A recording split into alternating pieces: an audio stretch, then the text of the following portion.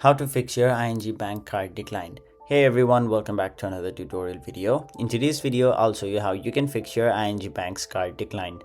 So let's say your ING bank card declined when you're doing a certain transaction.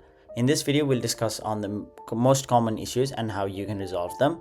So the first issue is insufficient funds. Let's say you only have $100 on your account and you're trying to make a purchase of $110.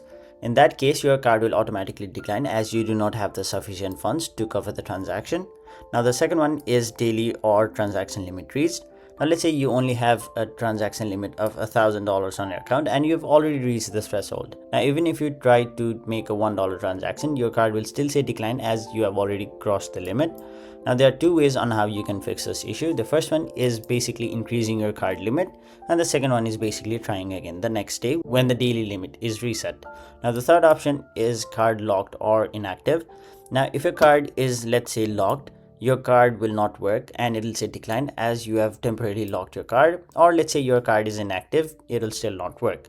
Now what you can do is basically order a new card or simply unlock your new card, and the same goes for the card expired as well. Now the other common reason is you have entered the wrong PIN number.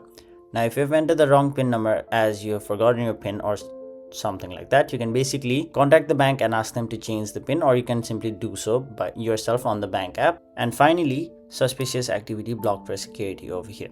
So that is basically how you fix your ING bank's card declined. That is it for this video. Thank you so much for watching.